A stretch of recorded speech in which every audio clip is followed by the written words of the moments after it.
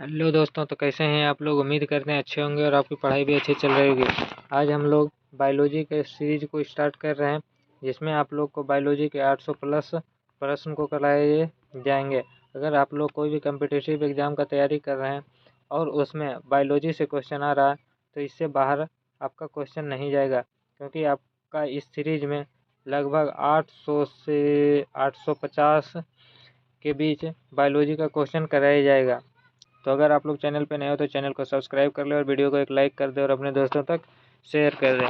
तो ना देरी करते हुए चलते हैं हम लोग अपने पहले प्रश्न की ओर।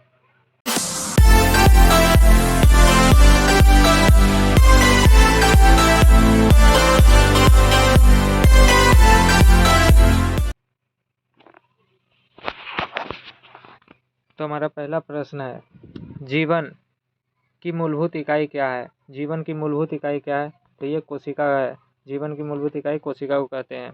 अगला क्वेश्चन देखते हैं।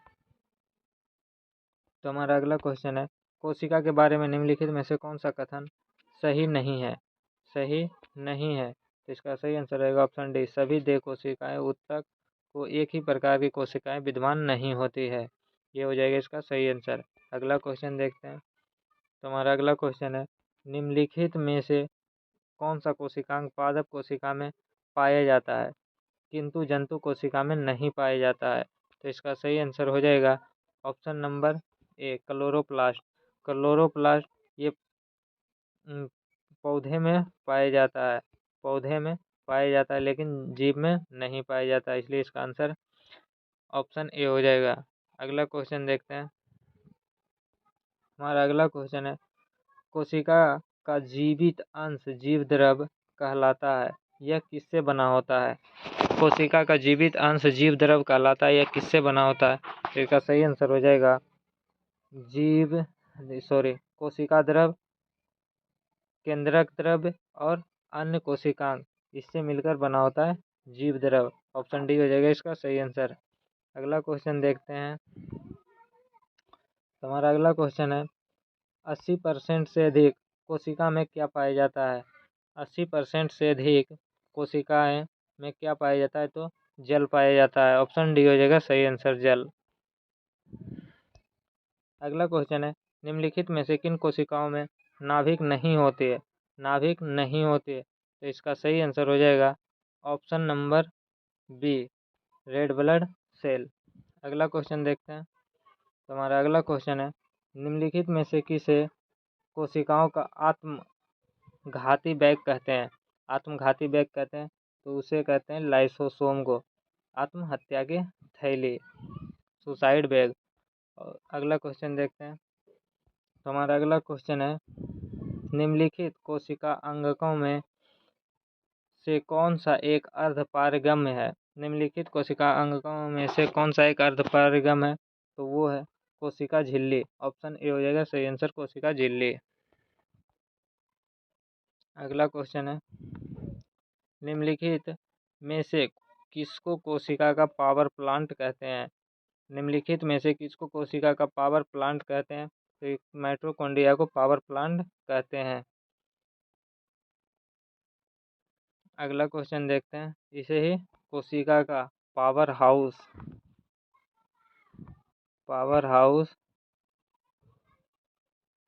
ऑफ सेल इसे ही कहते हैं।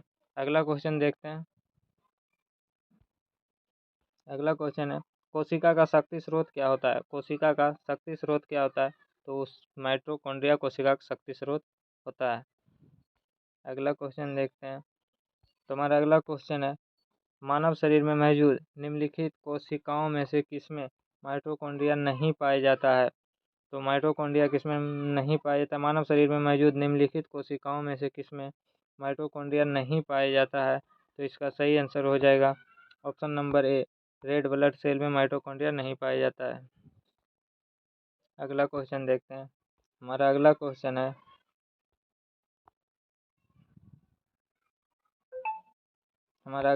है, निम्नलिखित में से कोशिका का नियंत्रक केंद्र किसे कहते हैं। तो कोशिका को नियंत्रण जो करता है उसे क्या कहते हैं, तो उसे कहते हैं केंद्रक। केंद्रक को कोशिका का नियंत्रक केंद्र कहते हैं। इसे ही तो सेल ब्रेन कहा जाता है, जो कि कोशिका को नियंत्रित करता है। अगला क्वेश्चन देखते हैं। अगला क्वेश्चन है हमारा, निम्नलिखित में से कोशिका का सूक्ष्मतम जीवित कोशिका कौन सा होता है? निम्नलिखित में से कोशिका सूक्ष्मतम जीवित कोशिका कौन सा है? तो वह माइकोप्लाज्मा, जिसे सबसे छोटा कोशिका कहा जाता है। अगला क्वेश्चन है हमारा, डीएनए का संबंध जिस अतिमूल प्रोटीन से होता है उसे क्या कहते हैं? डीएनए का संबंध जिस अतिमूल प्रोटीन से होता है उसे क्या कहते हैं? तो उसे हिस्टोन कहते हैं। ऑप्शन बी हो जाएगा इसका सही आंसर। अगला क्वेश्चन देखते हैं।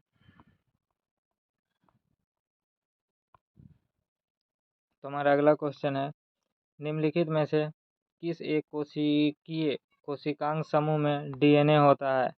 निम्नलिखित में से किस एक कोशिकीय कोशिकांग समूह में डीएनए होता है? तो इसका सही आंसर रहेगा ऑप्शन ए, सूत्रकनिका, केंद्रक और हरित लवक, इसमें डीएनए होता है। सूत्रकनिका को ही इंग्लिश में माइटोकॉन्ड्रिया कहते हैं। सूत्रकनिका को ही। अगला क्वेश्चन देखते हैं। तो हमारा अगला क्वेश्चन है, डीएनए के पॉलीन्यूक्लियोटाइड श्रृंखला में क्या सम्मिलित होता है? डीएनए की पॉलीन्यूक्लियोटाइड श्रृंखला में क्या सम्मिलित होता है? तो इसका सही आंसर हो जाएगा एक नाइट्रोजनी क्षारक, डीऑक्सीराइबो शर्करा और फास्फेट समूह। इसका ऑप्शन ए हो जाएगा सही आंसर। अगला क्वेश्चन देखते हैं। तो हमारा अगला क्वेश्चन है, चिकनी अंतर्द्रव जालिका के अनुपूरक कार्यों में से एक कार्य है। चिकनी अंतर्द्रव्य जालिका में के अनुपूरक कार्यों में से एक कार्य है। तो ये है विषैले पदार्थों का निर्विषीकरण। अगला क्वेश्चन देखते हैं। तो हमारा अगला क्वेश्चन है, निम्नलिखित में से क्या डीएनए में मौजूद रहता है किंतु आरएनए में मौजूद नहीं रहता है? निम्नलिखित में से क्या डीएनए में मौजूद रहता है किंतु आरएनए में मौजूद नहीं रहता है? तो डीएनए में तो सभी मौजूद रहता है, थाइमिन, एडेनिन, ग्वानिन और साइटोसिन। लेकिन बात कर रहा है कि डीएनए में रहता है लेकिन आरएनए में नहीं रहता है। तो इसका सही आंसर हो जाएगा थाइमिन। ये डीएनए में होता है लेकिन आरएनए में नहीं होता है। आरएनए में थाइमिन के जगह यूरेसिल होता है, यूरेसिल पाया जाता है। अगला क्वेश्चन है हमारा, आरएनए का प्राथमिक कार्य क्या है? तो यह प्रोटीन संश्लेषण। ऑप्शन बी हो जाएगा सही आंसर। प्रोटीन संश्लेषण आरएनए का प्राथमिक कार्य है। अगला क्वेश्चन देखते हैं। तो हमारा अगला क्वेश्चन है, राइबोसोम होते हैं। तो राइबोसोम होते हैं आरएनए। राइबोसोम क्या होते हैं? आरएनए।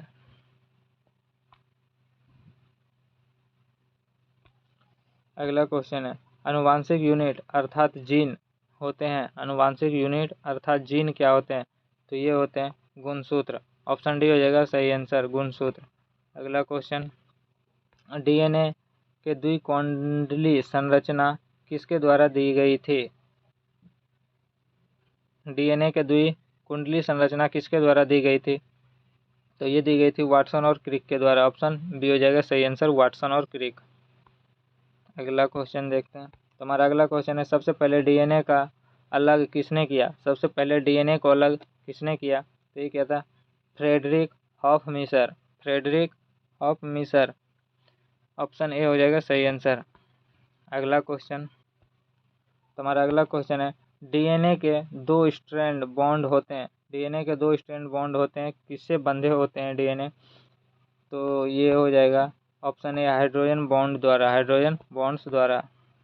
अगला क्वेश्चन है, डीएनए के एक तंतुगुच्छ स्ट्रैंड में आरएनए अनुवांशिक सूचना का प्रतिरूपण की प्रक्रिया क्या कहलाती है? डीएनए के एक तंतुगुच्छ से आरएनए में अनुवांशिक संरचना का प्रतिरूपण क्या कहलाता है?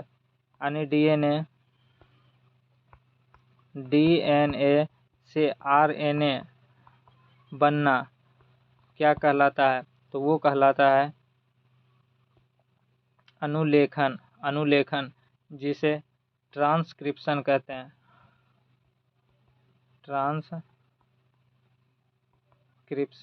ट्रांसक्रिप्शन कहते हैं। अगला क्वेश्चन देखते हैं।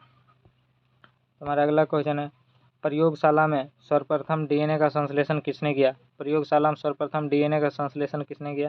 ये क्या था? हरगोविंद खुराना। हरगोविंद खुराना, ऑप्शन बी हो जाएगा सही आंसर। अगला क्वेश्चन, हमारा अगला क्वेश्चन है, DNA उंगली छाप का प्रयोग किसकी पहचान के लिए किया जाता है? DNA उंगली छाप का प्रयोग किसकी पहचान के लिए किया जाता है? तो माता पिता, बलात्कारी और चोर। उपयुक्त सभी हो जाएगा इसका राइट आंसर। अगला क्वेश्चन देखते हैं।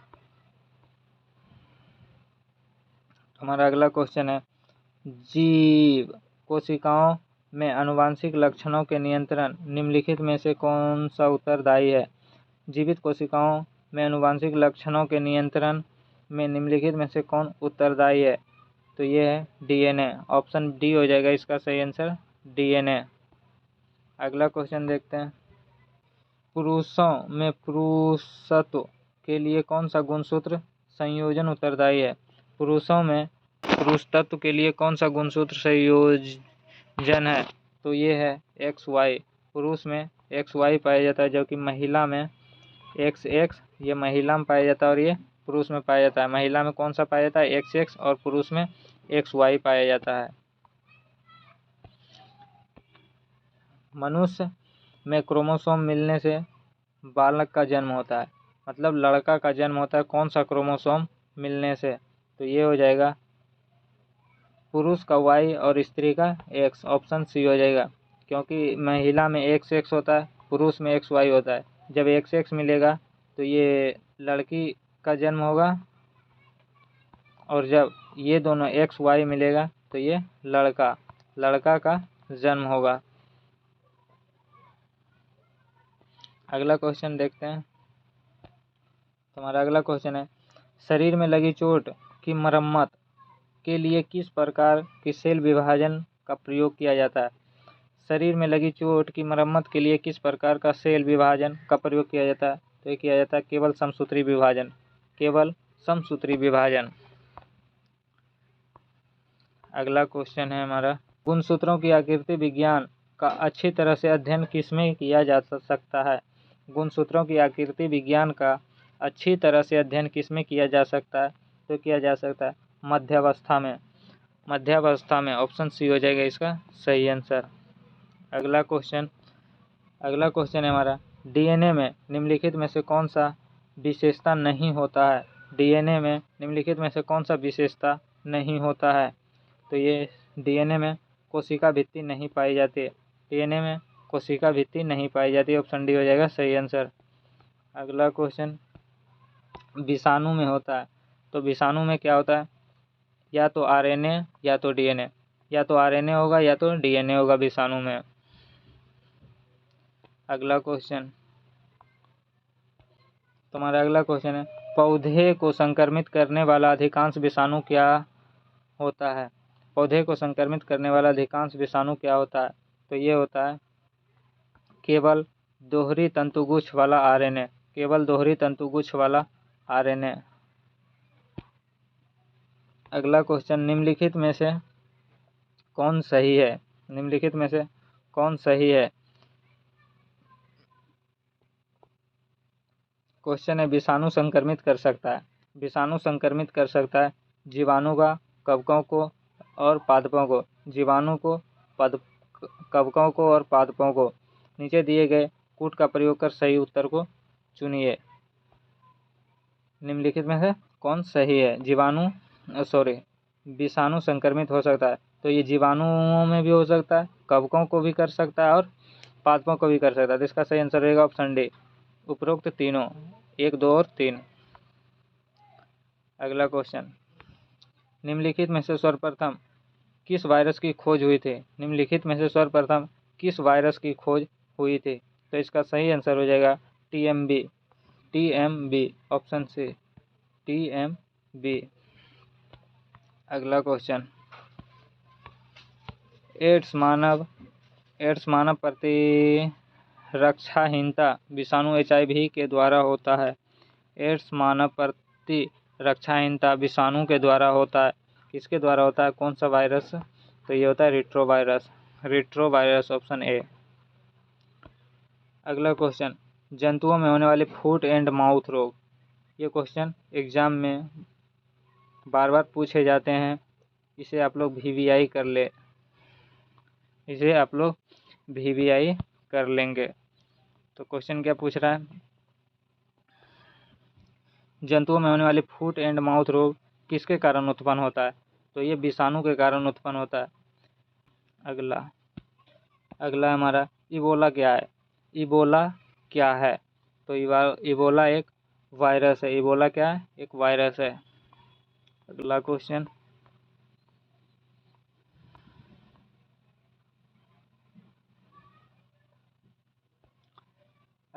है दूध से दही के रूप में जमने का कारण क्या है? दूध से दही के रूप में जमने का क्या कारण है? तो वो लैक्टोबैसिलस जीवाणु के कारण दही जमता है, लैक्टोबैसिलस। अगला क्वेश्चन है, निम्नलिखित में से कौन सा नाइट्रोजन फिक्सिंग बैक्टीरिया है? निम्नलिखित में से कौन सा नाइट्रोजन फिक्सिंग बैक्टीरिया है? तो ये है राइजोबियम। अगला क्वेश्चन,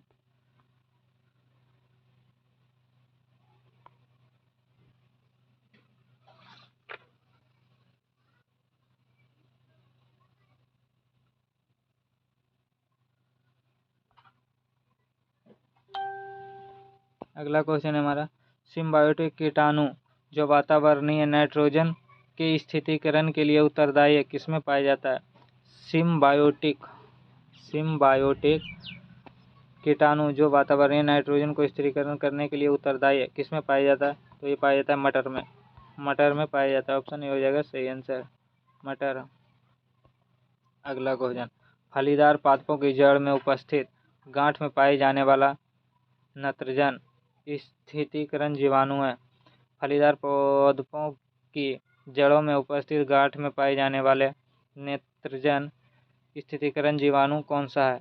तो ये सहजीवी ऑप्शन सी हो जाएगा सही आंसर, सहजीवी। अगला क्वेश्चन है, अनुवांशिक हेरफेर द्वारा प्राकृतिक पृथक्करण से विकसित जीवाणुओं का कौन सा जीवाणु विभेद समुद्र में बिखरे हुए तेल के निवारण के कारण उपयोग में लाया जा सकता है?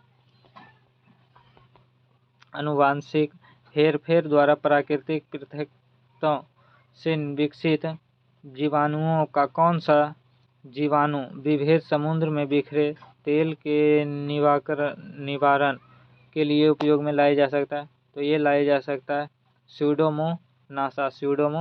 ऑप्शन डी हो जाएगा सही आंसर, स्यूडोमोनासा। अगला क्वेश्चन है हमारा, प्रशीतन खाद्य परीक्षण में मदद करता है। तो ये जैव रासायनिक अभिक्रिया की दर को कम करके मदद करता है। जैव रासायनिक अभिक्रिया की दर को कम करके प्रशीतन खाद्य परीक्षण में मदद करता है। ऑप्शन बी हो जाएगा इसका राइट आंसर। तुम्हारा अगला क्वेश्चन है, अवयवीय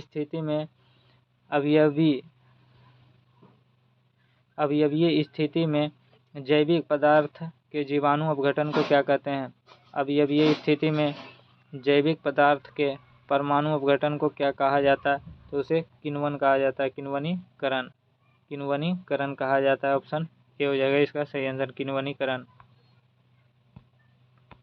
अगला, जीवों के निम्नलिखित प्रकारों में से छत्रक किससे संबंधित है? जीवों के निम्नलिखित प्रकारों में से छत्रक किससे संबंधित है? तो ये कवक से संबंधित है, छत्रक कवक से। अगला, समान खाद्य छत्रक क्या होता है? समान खाद्य छत्रक क्या होता है? तो कसकर ठसाठस भरे हुए कवक जाल, कसकर ठसाठस भरे हुए कवक जाल को समान खाद्य छत्रक ऑप्शन सी हो जाएगा इसके सही आंसर।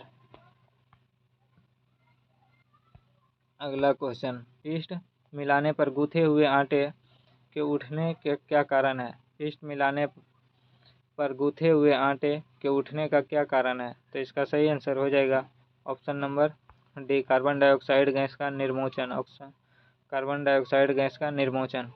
तो आज का हमारा 50 प्रश्न खत्म होता है यहीं पे। अगर आप लोग अभी तक चैनल को सब्सक्राइब नहीं किए तो चैनल को सब्सक्राइब कर लो, और अगर इसका अगला पार्ट चाहिए तो आप लोग कमेंट करके बताइए, और चैनल को सब्सक्राइब कर लीजिए और अपने दोस्तों और ग्रुप तक शेयर कर दीजिए। तो मिलते हैं फिर अगले वीडियो में, तब तक के लिए जय हिंद।